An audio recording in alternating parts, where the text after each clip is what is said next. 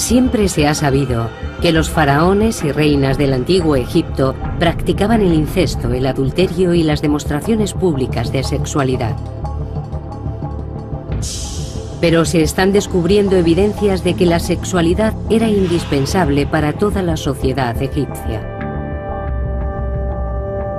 Fue una tierra mágica y sensual en la que el sexo era el origen de todo, incluso del propio universo.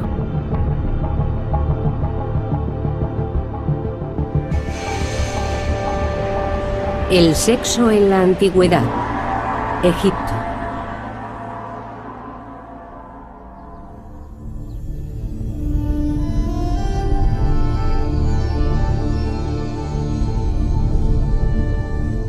El faraón Ramsés II fue el más importante de todos los faraones, y su apetito sexual estaba a la altura de su condición.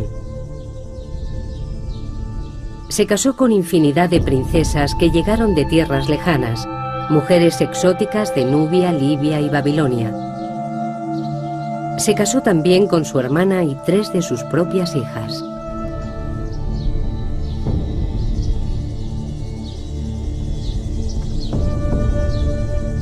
En el momento de su muerte, en 1213 a.C., a la edad de 91 años, Ramsés aseguraba haber tenido más de 20 reinas y multitud de amantes o concubinas.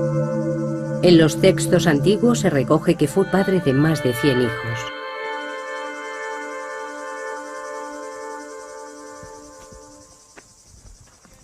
Ken Weeks es un arqueólogo americano que lleva 10 años en el Valle de los Reyes en Egipto, tratando de demostrar la autenticidad de dichas afirmaciones.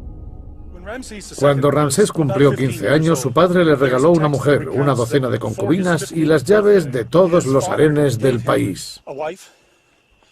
Recuerdo que cuando yo cumplí 15 años me regalaron una camisa. Pero Ramsés II se vio de repente rodeado por todas esas mujeres.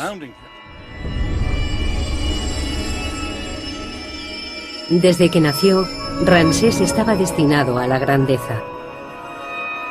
De niño era habitual verle domando toros. Para su gente eso significaba que era el hombre que podía garantizar la bendición de los dioses para Egipto y traer prosperidad al país. Imaginen un reloj de arena. Los dioses estarían en la parte de arriba y los mortales en la parte de abajo. El faraón sería el nexo de unión entre las dos esferas y toda la comunicación que pudiera establecerse entre esta vida y el más allá debía hacerse a través del faraón. Esto le situaba en una posición extremadamente importante. Los dioses expresaban sus deseos a través de la figura del faraón. Era el gran comunicador, el que permitía el alba y el crepúsculo, la salida de la luna, el éxito en la crecida anual del Nilo. Todos estos mensajes de los dioses dependían del faraón y de su capacidad de transmisión entre los dos niveles. Una de las tareas fundamentales del faraón era garantizar que los dioses trajeran fertilidad a la tierra y al Nilo. Durante una ceremonia anual se masturbaba en el agua. La fertilidad del faraón estaba estrechamente ligada con el éxito de la cosecha. Para el pueblo, la potencia sexual del faraón, su dios en la tierra, era igualmente importante porque creían que era el sexo lo que había dado lugar al mundo.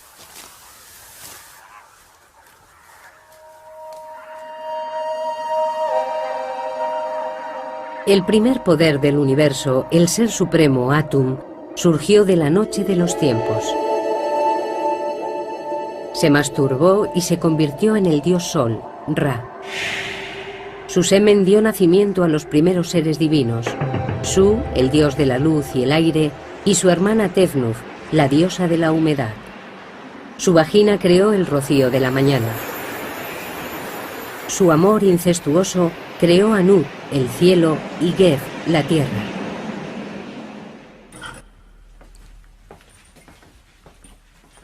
El doctor Richard Parkinson del Museo Británico es un experto en mitología del antiguo Egipto. La actividad sexual era muy importante en los mitos egipcios.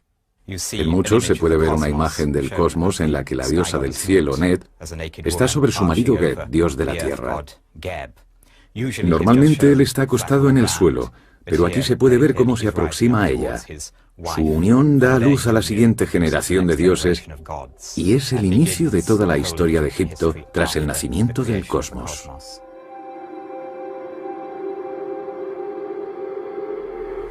Los estudios de Richard Parkinson sugieren que solo el faraón y sus sacerdotes más allegados podían admirar estas representaciones íntimas de los dioses.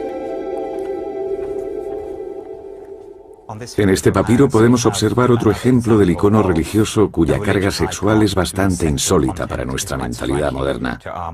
Podemos ver una viñeta del cosmos en la que el cielo de la noche, representado como una diosa, está postrada sobre el dios de la tierra Geb. Y la autorregeneración de la fertilidad de la tierra está representada por una autofelación del rey, dando pie a una escena que en la cultura occidental presente solo se daría en el género pornográfico, mientras que en el antiguo Egipto se podía encontrar en las más altas esferas del arte religioso. Estos papiros pertenecían a una sacerdotisa, una mujer de la élite, y estaban colocados en un lugar sagrado de su tumba.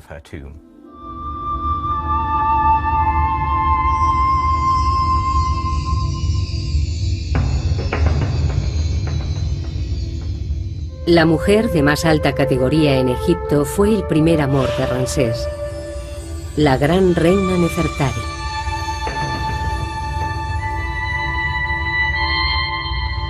Murió en el 24º año de su reinado. Fue enterrada en un sepulcro espectacular. Los muros perfectamente conservados nos muestran cómo la pareja real concebía su relación. La tumba está consagrada a la diosa del amor carnal, Hathor, la equivalente de la diosa griega Afrodita.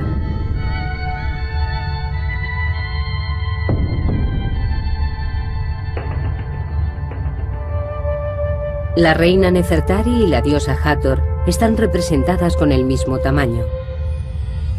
En el arte religioso egipcio, el tamaño era muy importante.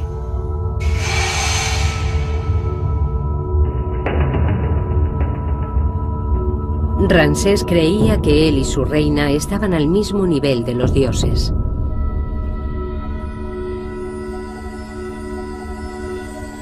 Ramsés solo tenía 48 años cuando la reina Nefertari murió. A la manera de los dioses cometió incesto. Se casó con la hija mayor que tuvo con Nefertari, la princesa Merit-Amun, promocionándola al rango de reina. Volvería a casarse con una de sus hijas, la princesa Binanat, con la que tuvo un descendiente. Ramsés se tomó su papel de símbolo supremo de la fertilidad muy en serio.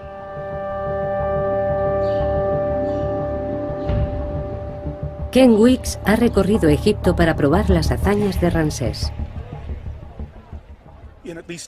En al menos 10 templos a lo largo de Egipto grabó las paredes con escenas de procesiones formadas por sus hijos. En una están representados nada menos que 29 junto con procesiones de sus hijas en orden de nacimiento. Y en cada caso una leyenda que detallaba su nombre y sus títulos. Ningún faraón dio tanta importancia a sus hijos como lo hizo Ramsés. Son objeto de frecuentes referencias en textos históricos que redactó acerca de las actividades de su reinado. Comprobarlo ha sido una tarea complicada. La tumba de Ramsés en el Valle de los Reyes fue destruida por una inundación. Sin embargo, su cuerpo, con más de 3.500 años, permanece en el Museo de Antigüedades de El Cairo.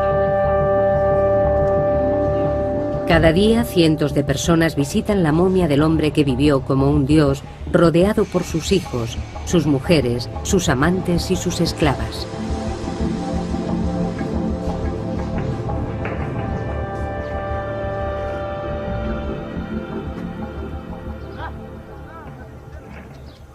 Pero la vida de la gente corriente era mucho más sencilla. El faraón siempre ha tenido un papel fundamental en la sociedad egipcia. Muchas mujeres, multitud de hijos, todo el conjunto era algo inherente al faraón. Pero, desde luego, los cortesanos y la gente humilde se comportaban y vivían de manera mucho más sencilla. Para la mayoría, el día a día era una lucha por la supervivencia. Cómo veían el sexo y el matrimonio siempre ha sido un misterio, pero ahora podemos estudiar pruebas que habían estado ocultas. Datos que cuentan cómo la gente corriente llevaba una vida tan sensual y erótica como el faraón.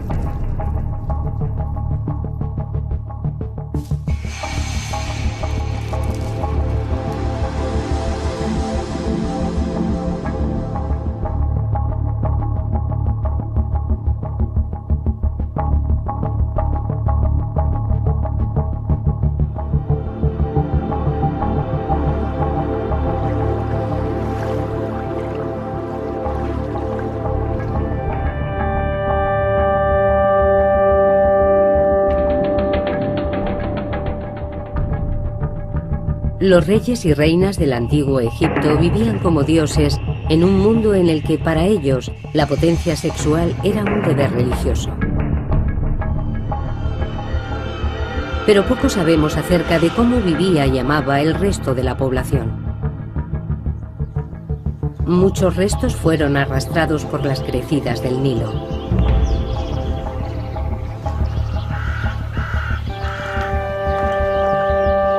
Durante 7000 años, toda la vida en Egipto se limitó a las orillas del río Nilo, en esta franja de frondosa vegetación.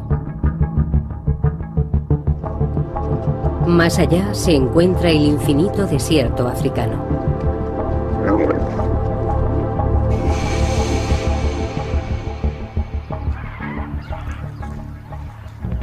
Excepto algunos templos reales y tumbas, las construcciones del antiguo Egipto son de ladrillo de barro. A lo largo de los últimos 200 años, las crecidas anuales del Nilo han destruido casi todo rastro de la historia antigua.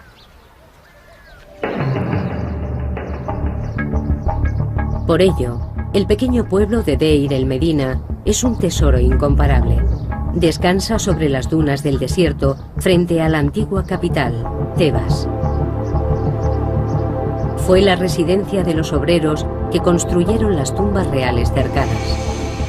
La profesora Lynn Meskel de la Universidad de Columbia lleva 10 años estudiando la vida en Deir el Medina. Sus resultados acaban de ser publicados. Deir el Medina es especial porque no ha sido destruido por los constantes movimientos del Nilo y las inundaciones periódicas.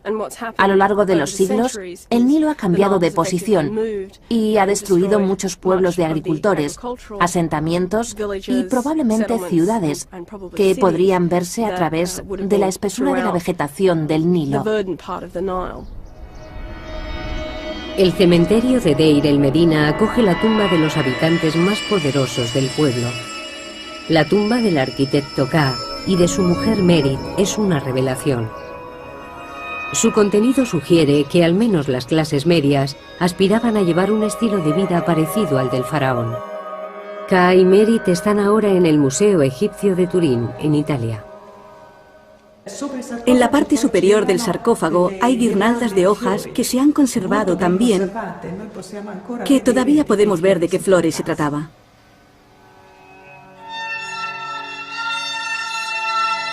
El aire seco del desierto ha conservado cada detalle de la tumba de 3500 años de antigüedad de Ka y Merit.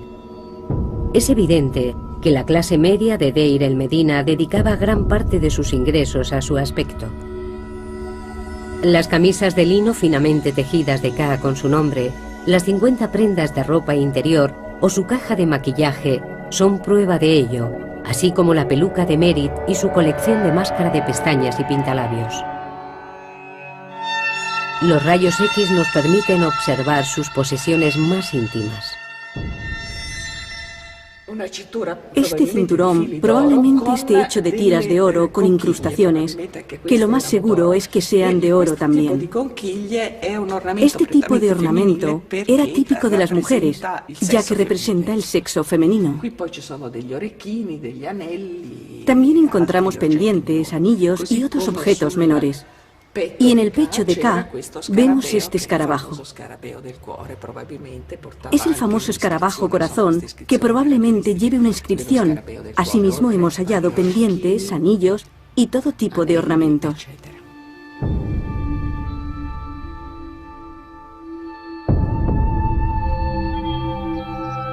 Tanto hombres como mujeres llevaban gran cantidad de ornamentos como joyas, pendientes, brazaletes, anillos. Y ambos utilizaban maquillaje, especialmente máscara de pestañas. Llevaban igualmente ingentes cantidades de perfume. Desde luego no se regían por nuestros criterios, según los cuales las mujeres son las principales portadoras de joyería. Los hombres también lucían joyas muy caras.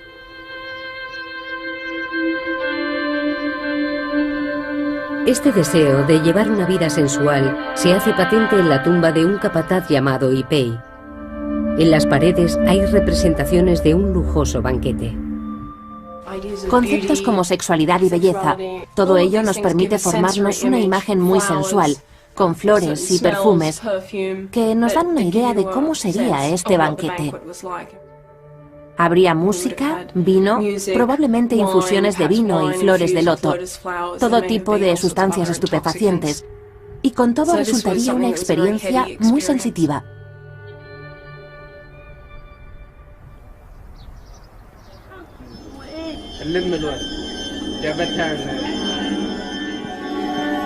Los habitantes de Deir el Medina eran artesanos. Al trabajar para el faraón, decidieron darle a sus propias tumbas ese aire de realeza. Pero también dejaron tras de sí restos de sus vidas cotidianas. Deir el Medina estaba lleno de paredes decoradas, cartas y documentos oficiales. Hemos encontrado documentos censales que nos dicen cuánta gente estaba registrada como habitante de esta casa. Parecen familias tradicionales, con sus abuelos y sus tías, pero creo que estas casas daban cobijo a mucha gente. Y si nos fijamos en la información genealógica, estamos en condición de afirmar que la gente llegaba a tener hasta 9 o 10 hijos.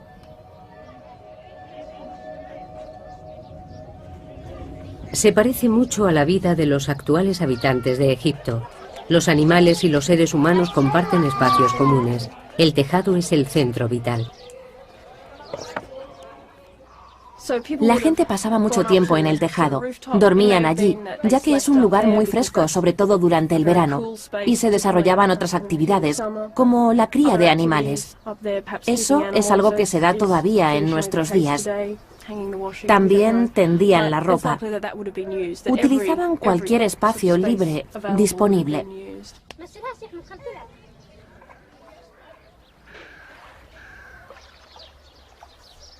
Aunque existen similitudes entre el Egipto actual y el antiguo, la actitud ante el sexo no podría ser más diferente.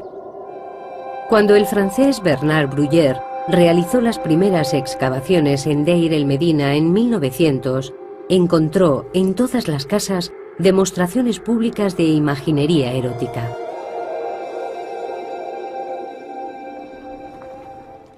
Lo primero que ves cuando entras en una casa son escenas que representan a mujeres en escenas particulares de su vida, ya sea dando a luz, dando el pecho a sus hijos. Y en una casa en particular, en la casa Sureste 8, podemos observar un gran fresco de una mujer desnuda, tocando una flauta doble. Este tipo de imágenes, con tanta carga erótica y ritual, no es algo que en la actualidad asociemos a la decoración inherente de una casa, y mucho menos de las primeras estancias. Además de las pinturas eróticas, Deir el Medina estaba lleno de objetos sagrados, utilizados probablemente en rituales de fertilidad. Estos objetos fueron tomados por muñecas durante muchos años, ya que son pequeñas representaciones de mujeres y en muchos casos con peinados muy elaborados. Pero al final quedó claro que se trataba de objetos con gran carga sexual, ya que los genitales femeninos están claramente representados.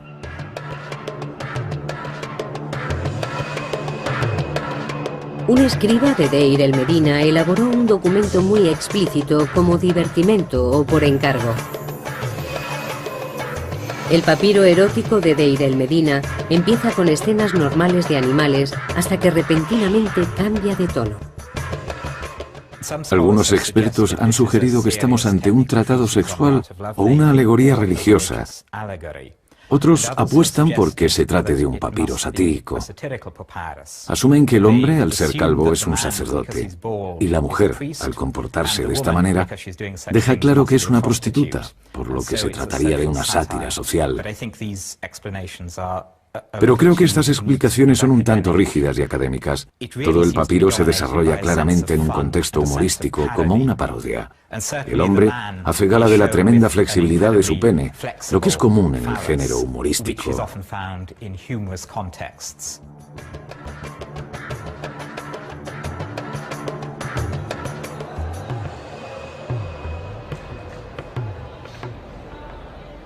Estos hallazgos, con 1000 años de antigüedad, han sido muy estudiados. Cuando se descubrieron, nadie pensó en exponer tal imaginería sexual públicamente. Hubiera sido ofensivo y simplemente escondieron estos objetos. La época victoriana, a finales del siglo XIX, vio nacer la egiptología. Los expertos de aquel entonces tendían a centrarse en las vidas de los faraones y no prestaban atención a las clases bajas de la sociedad del antiguo Egipto. Actualmente estamos muy interesados en lo que pudiera pensar y sentir el hombre de la calle, qué hacían en su tiempo libre los escribas y los hombres que pintaron estas paredes. Estamos mucho más centrados en conseguir una visión de conjunto de la cultura egipcia, mucho más que en la encorsetada definición victoriana de la historia, según la cual esta no sería más que un recuento de batallas y una sucesión de reyes.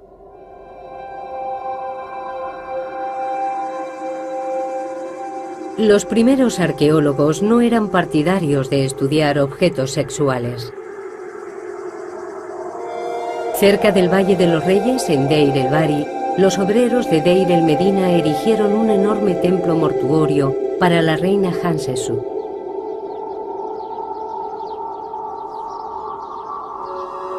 En un santuario dedicado a la diosa Hathor, los excavadores encontraron una amplia colección de penes de madera que podrían haber sido utilizados en ritos de fertilidad.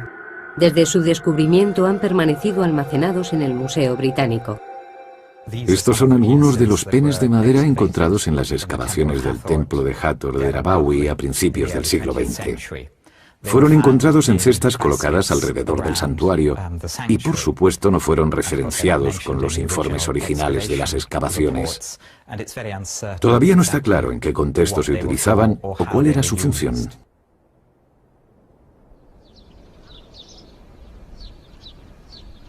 Encima del templo hay cuevas que los obreros de Deir el Medina utilizaban para resguardarse del sol de mediodía. En una de ellas encontramos una pintura del antiguo Egipto. El profesor Mohamed el-Baili, director de antigüedades del Valle de los Reyes, mantiene esta cueva cerrada al público. Esta es una pequeña gruta o cueva donde se pueden observar dibujos representando escenas de contenido sexual. Los obreros que trabajaban en el templo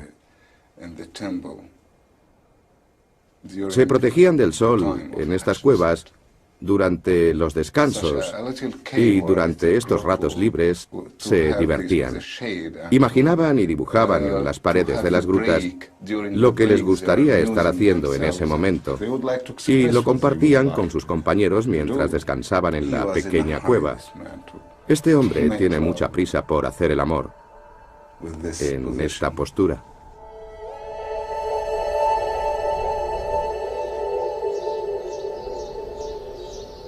La imaginería explícita estaba presente en la vida egipcia desde los templos reales hasta las cuevas de los obreros. Pero hasta ahora nadie ha averiguado el motivo.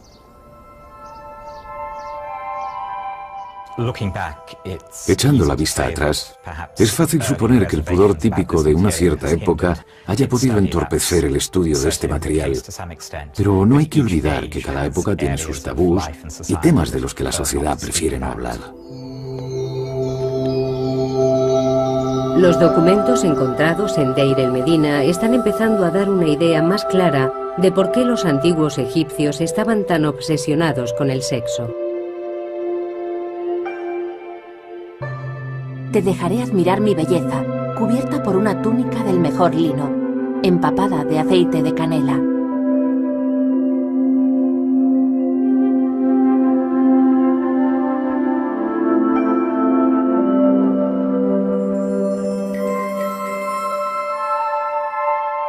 Noche, eres mía para siempre, ahora que mi maestra ha venido a mí. La beso y sus labios me responden. Estoy muy excitado incluso sin haber bebido cerveza. Los fragmentos de poesía amorosa y la imaginería encontrada en Deir el Medina sugieren que este era un pueblo en el que el sexo no era un tema tabú.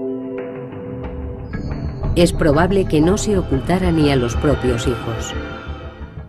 Hay ciertas imágenes en las que observamos a una pareja en el acto sexual, en presencia de niños, lo que nos indica que la idea de que este tipo de actos deban ser ocultados a los niños es una concepción occidental y perteneciente a la tradición europea.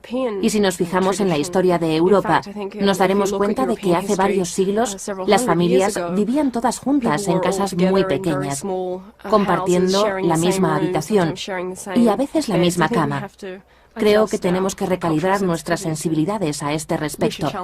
Tenemos que superar la idea de que se trata de algo ritual. Realmente formaba parte de la vida doméstica. Para los egipcios estas esferas se entremezclaban fácilmente.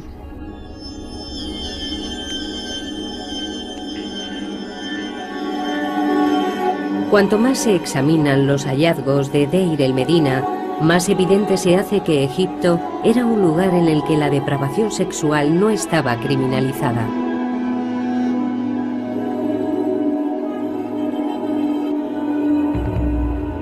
En el pueblo, Paneb, un ladrón y asesino con un apetito sexual insaciable, se acostó con todas las mujeres del pueblo, ganándose la enemistad de muchos. Su comportamiento fue denunciado y está recogido en el registro del tribunal de Deir el Medina.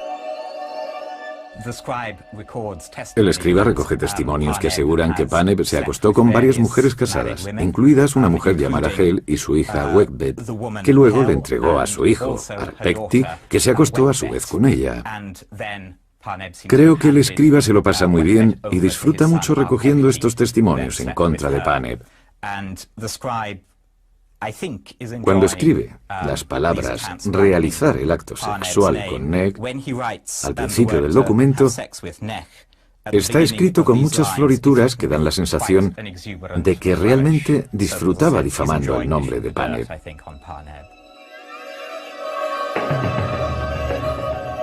Pero su conducta solo fue objeto de registro, pero no de castigo. En la actualidad, este tipo de acto sería considerado un crimen, pero no en el antiguo Egipto. Se trata de algo repudiable y vergonzoso, pero demostraban una actitud muy práctica al respecto.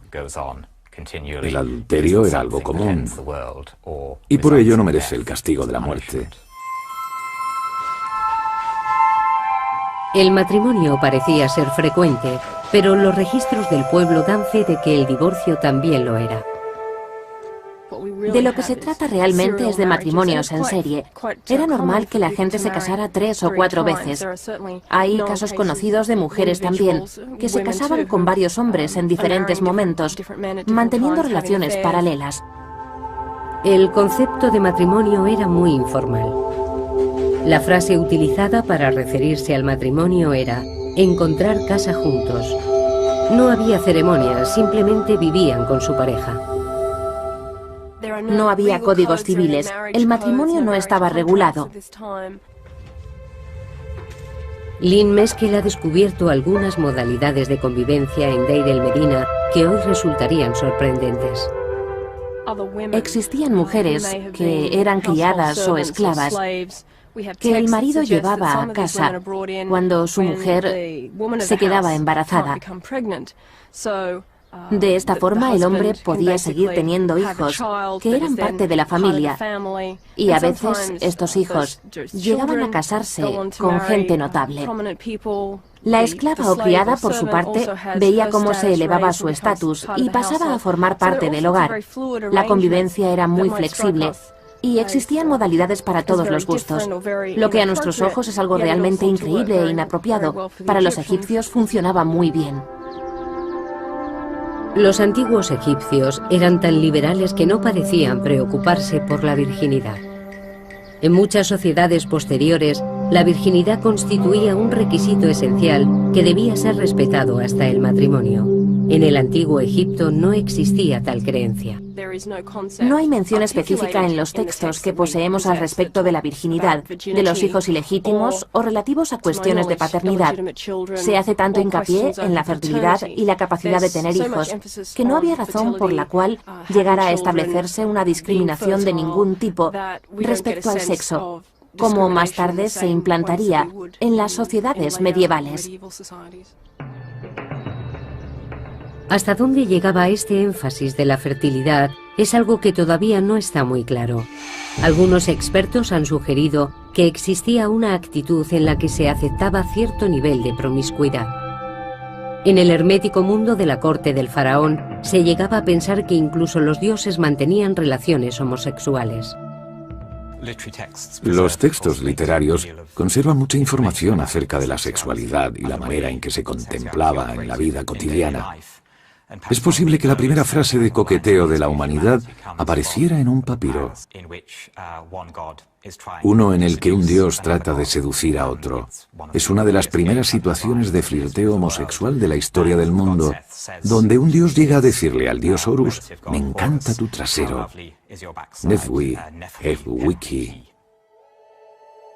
Al igual que con el adulterio, hay gran cantidad de referencias a la homosexualidad en los textos literarios del antiguo Egipto, pero no hay constancia de personajes históricos que fueran homosexuales. Sin embargo, existe una tumba en Saqqara de dos hombres llamados Neakhum y Numhotep, que eran los peluqueros de uno de los reyes del antiguo reino de Egipto, y siempre se ha pensado que mantenían una relación. Homosexualidad, adulterio y divorcio, considerados como desviaciones por las religiones posteriores. Pero en Egipto los valores sexuales parecían más relajados. Una de las claves reside en las características geoclimáticas del país. La vida en Egipto era precaria, las sequías eran frecuentes. La mortalidad infantil era muy alta. La fertilidad de la tierra y de sus habitantes era una preocupación constante. Los egipcios no podían ser restrictivos ni siquiera en materias sexuales. Todas las representaciones de la actividad sexual son positivas. Son consideradas fuente de creación, fertilidad y, en muchos casos, de protección. Nunca se contemplaba desde un punto de vista negativo.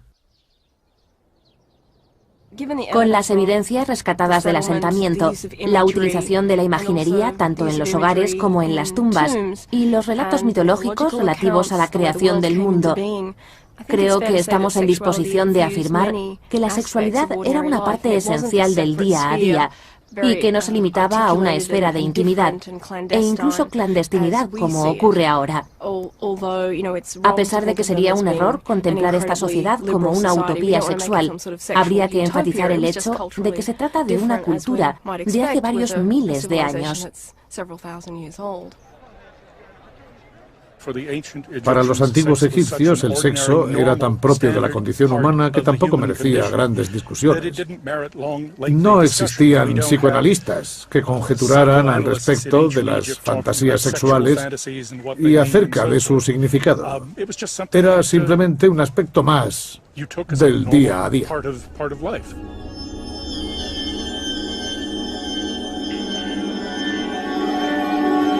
Los antiguos egipcios estaban lejos de sentirse acomplejados o culpables respecto al sexo. Por el contrario, el temor que existía era el de la infertilidad. El faraón podía contar con el apoyo de los dioses, pero la gente corriente no tenía acceso a los templos reales. Tenían que conformarse con recurrir a dioses menores y a la magia.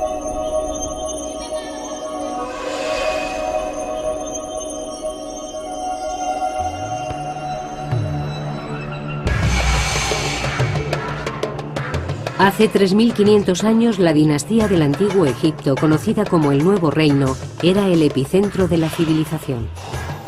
A pesar de que ciudadanos corrientes como el arquitecto Ka y su mujer Merit mantuvieran una actitud relajada respecto a las relaciones sexuales, existían ciertos temores como ser estéril o que hubiera complicaciones durante el parto. Todo el proceso requería la protección de la magia.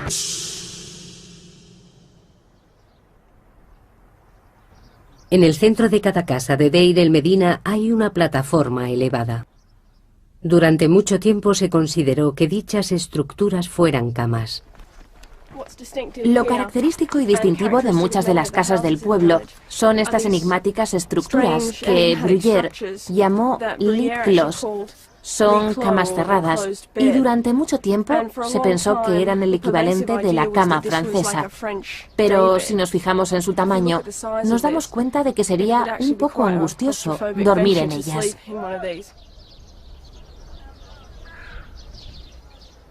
Lynn Meskel cree que son altares en honor a dioses menores de la fertilidad. Se trata probablemente de una estructura de culto, pintada con imágenes del dios Bes. El dios Bes tenía una apariencia grotesca. Es posible que fuera representado ahuyentando a los demonios. Se puede apreciar, sobre todo en cómo saca la lengua, una actitud particularmente agresiva. Esto es lo más cercano al folclore que hemos descubierto en el Antiguo Egipto. Bes se usaba para espantar a los demonios que se escondían tras el manto visible del mundo. Cada enfermedad, muerte, sequía, hambruna o revés del destino se achacaba a la obra de un demonio, espíritu malvado o incluso al fantasma de algún pariente desdichado. Una mujer como Merit podría contratar los servicios del chamán para que efectuara un ritual en honor de Bes. Es probable que recurrieran a dioses locales, a peregrinaciones y a cierto tipo de libaciones domésticas, como la ofrenda de comida, abluciones y ese tipo de cosas.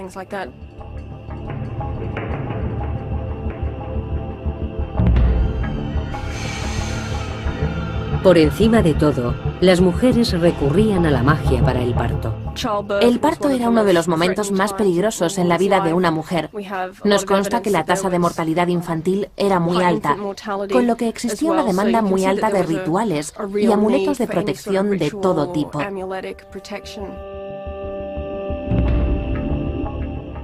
El periodo inmediatamente posterior al parto también se contemplaba como potencialmente peligroso para la salud de la madre y del hijo, pero también por la presencia que pudiera haber de demonios, espíritus, entidades o cualquier cosa que pudiera afectar al niño.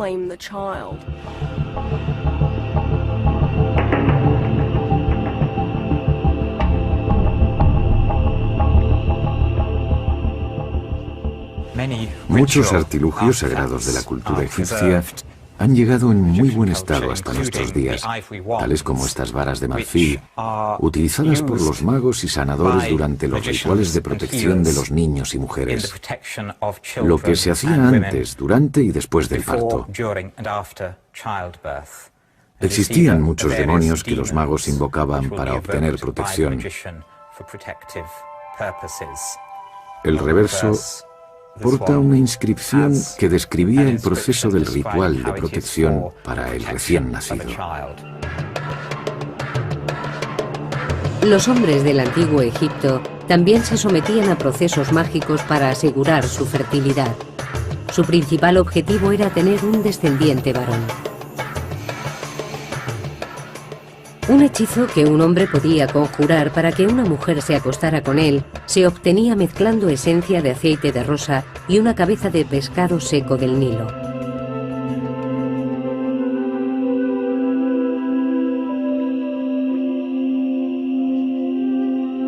Escritos encontrados en Deir el-Medina también proporcionan instrucciones de cómo llevar a cabo el acto sexual para potenciar su efectividad.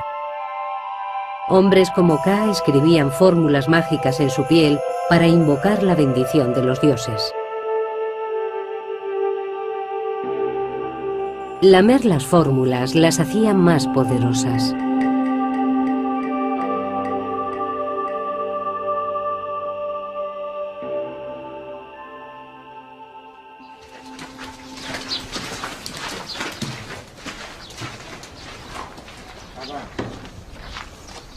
La preocupación por la fertilidad de los egipcios no se detenía con la muerte.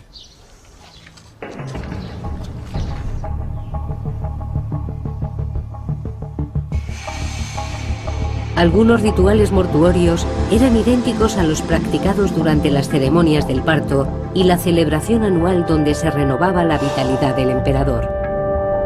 Las jóvenes núbiles ejecutaban las mismas danzas eróticas en los funerales para ayudar a los muertos a renacer en el más allá. La vida antes y después de la muerte corresponde a un proceso natural, y la actividad sexual era algo que los egipcios esperaban que continuara en el otro mundo. Existen muchas referencias en textos funerarios de gente disfrutando del sexo en el más allá. Los muertos renacidos eran representados a menudo en la flor de su potencia sexual. En las tumbas se colocaban amuletos de fertilidad como estas figuras de mujeres desnudas. Esta preocupación por la fertilidad estaba presente en todos los ámbitos de la civilización egipcia. Las clases más bajas recurrían a su propia magia, pero tomando como ejemplo al faraón. Y el gran faraón Ramsés II nunca los decepcionó. Muchas pinturas nos cuentan que fue padre de más de 100 niños. Sabemos poco sobre la familia de los faraones. En muchos casos no conocemos ni el nombre de sus mujeres. Nos encontramos con muchos problemas a la hora de establecer relaciones genealógicas. No sabemos dónde están enterrados los hijos e hijas de los reyes. Ramsés II es una excepción. Se esforzó mucho porque sus hijos tuvieran un puesto de honor en las crónicas, al menos los hijos de sus mujeres más notorias. Los niños eran jóvenes que podrían haber optado a suceder a su padre, y en su caso al menos tuvieron funerales de estado, aquí, en el Valle de los Reyes. Pero nadie ha encontrado las tumbas de ninguno de los hijos. ¿Decía Ramsés la verdad? En 1983, Ken Weeks decidió hacer excavaciones en una pequeña tumba que se conocía simplemente como KV5. Quería comprobar su contenido antes de que convirtieran la zona en un aparcamiento. Cuando Howard Carter limpió la tumba de Tutankamón, se fijó en esta tumba, pero la consideró sin importancia. Así que la utilizó como almacén para los restos producidos por sus propias excavaciones y tapó la entrada con cieno y tierra. El grupo de Weeks tardó más de 6 años en desenterrar la primera cámara. Al final había una puerta. Atravesamos el umbral y entramos en un corredor. Vimos que se trataba de la mayor tumba de todo el Valle de los Reyes. Al descifrar los jeroglíficos de la entrada, supieron que no solo se trataba de la tumba más grande.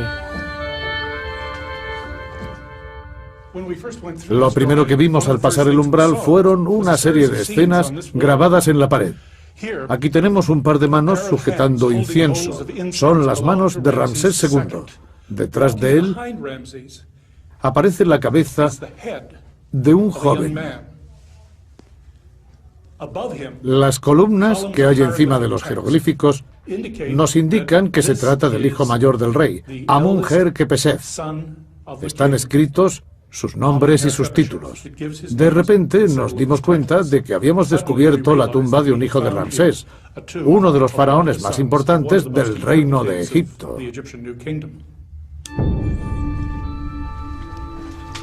Los egiptólogos han creído durante mucho tiempo que Ramsés tuvo más de 100 hijos, pero hasta ahora no se habían encontrado pruebas. Ken Weeks acaba de publicar sus informes preliminares sobre KV5. Cree que puede haber encontrado un complejo de tumbas único, encargado por Ramsés para dar sepultura a sus hijos, a muchos de los cuales sobrevivió. Se trataba probablemente del único mausoleo familiar de todo el antiguo Egipto. Fijaos, por ejemplo, en esta maravillosa figura de Hathor. Precioso rostro. Desgraciadamente, ha sufrido muchos daños causados por las crecidas del Nilo.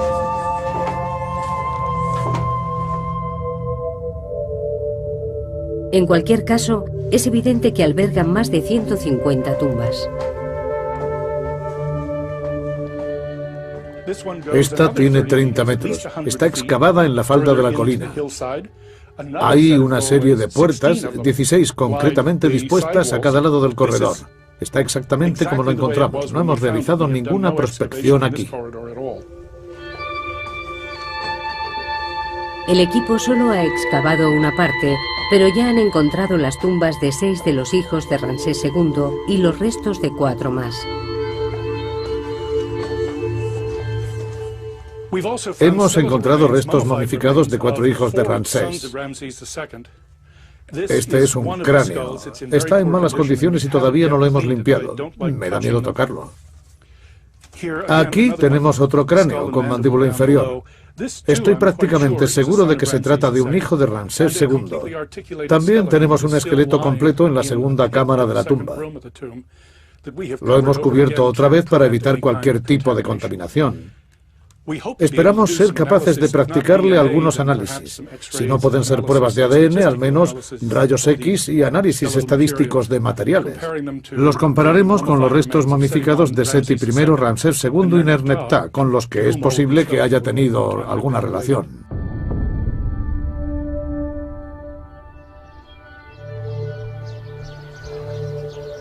Las 150 tumbas de KV5 sugieren que Ramsés tuvo tantos hijos como afirmaba. Eran un mensaje para las generaciones posteriores. El faraón, su tierra y su gente eran muy fértiles.